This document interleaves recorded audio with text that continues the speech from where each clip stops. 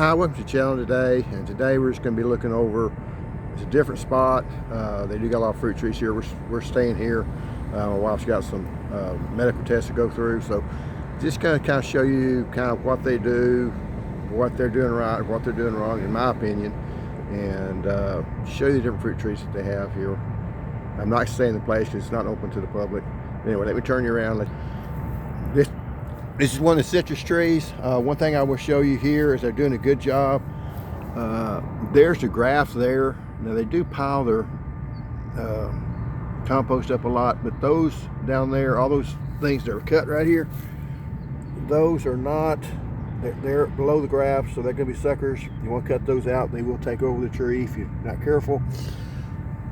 The leaves of these trees look pretty good. I'm not seeing any fruit on these trees. I don't know if they got a freeze that knocked them off or not. I'm not real sure. This is another one here, and it is putting on a little flush of growth here and down there, and that's the way a citrus tree will grow. They'll put out a flush. I think that's that Asian ladybug that people talk about on that part. And then come back up over here, this tree. Now, two things I don't like about it. Number one, you see that big old mound there. I am guessing that they put that mound there because it looks kind of good. The bad part about it is if you cover up that graft, it's going to shoot a bunch of suckers. It really needs some nitrogen or something, and that again could be the case. You know, it looks like it's a pretty young tree. You know, if it was mine, I'd be putting out a handful of urea or something on it, trying to get that thing, the leaves to, you know, that's not the color that you want to see, even though it does have, you know, a fruit on it, a couple of them. But this is the color you're really wanting. Nice dark green. It's over here. These are lighter green, but that's just a new flush of growth. It's a good, healthy looking tree. You know, had a little bit of winter damage on it right there. But it's looking good.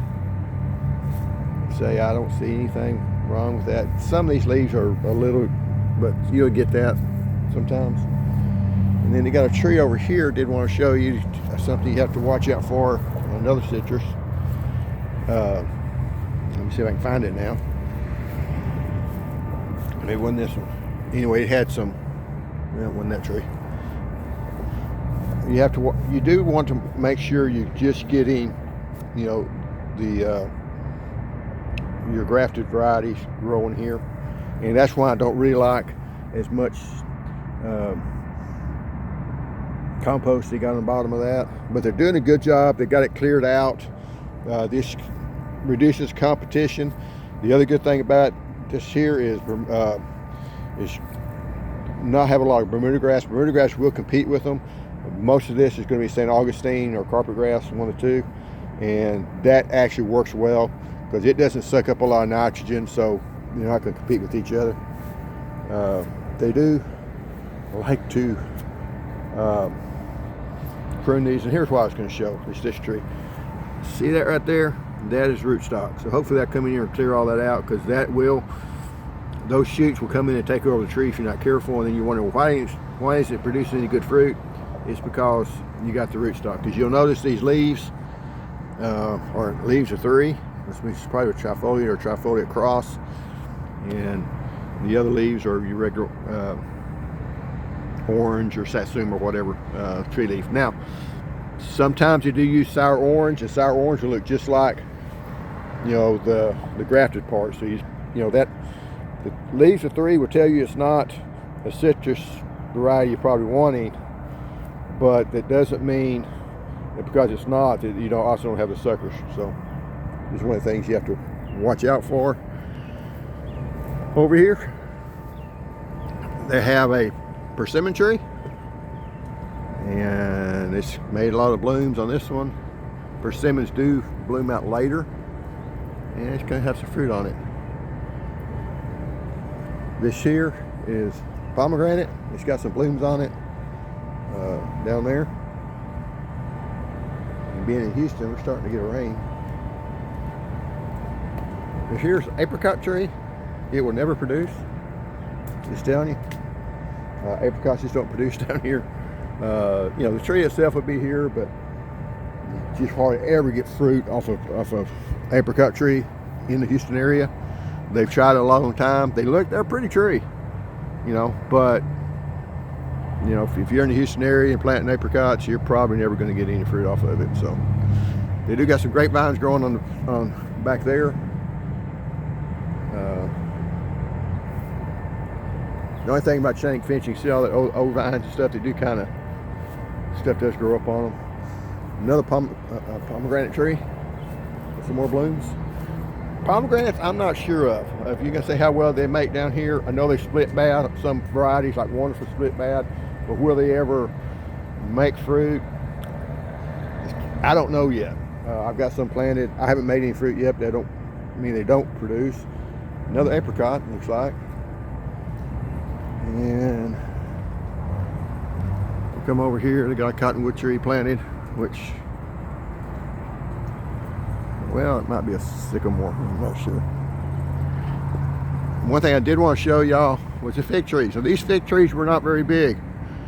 Last time we was down, when we first came here a couple years ago, and now they are loaded down, and all of them look just like that.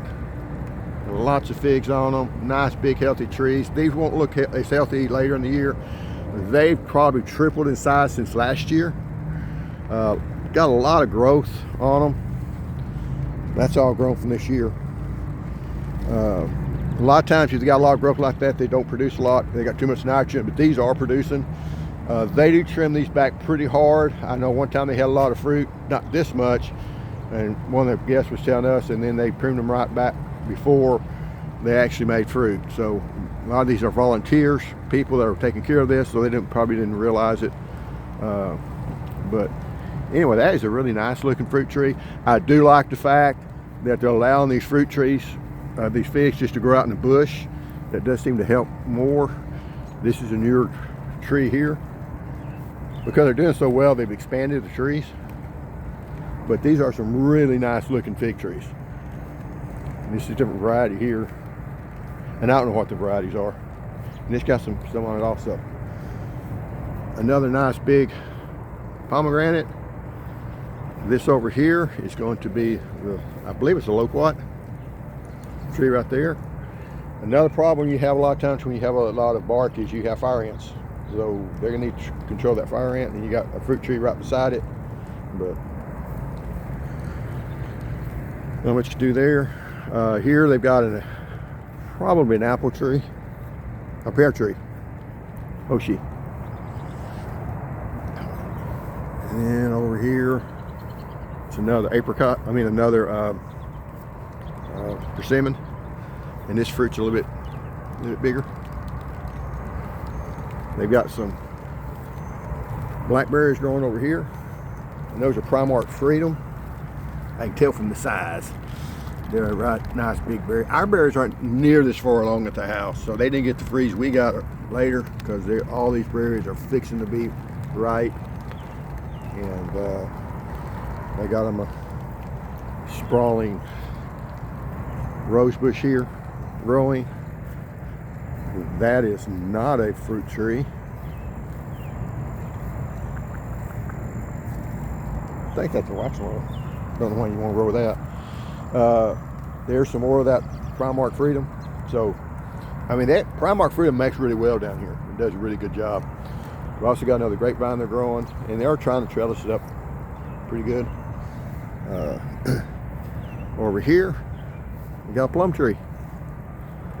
Let me see if I can get some variety of it. It does got a fair amount of plums on it. Okay, Gulf Beauty. And let's look at it here. Where they got it was $24.99, so it's probably been a couple of years.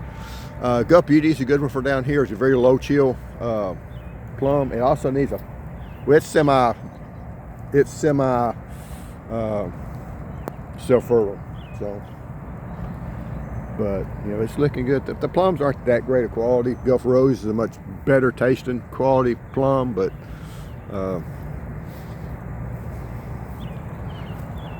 another one was wax merles. Okay. This here's a yopon. That's why people like them. So it's nice, big, pretty blooms on them. They need acidic soil, which tells you we're in the acidic soil area if this tree does very well. But it looks like it's struggling a little bit to me. They demand an acidic soil. If not, they will not do good. So if you have a magnolia tree in your yard, you've got acidic soil, which is not bad. You know, you can grow blueberries. You know, if you got a big magnolia tree up by your place, you probably can grow blueberries on it. Okay, more of the blooms on these trees. They're kind of a trash tree though, because all these little deals you see right there will fall to the ground. People that got them sometimes complain about that, and people that don't have them don't worry about it. I probably should know what this one is, but I don't. I don't see a tag anywhere.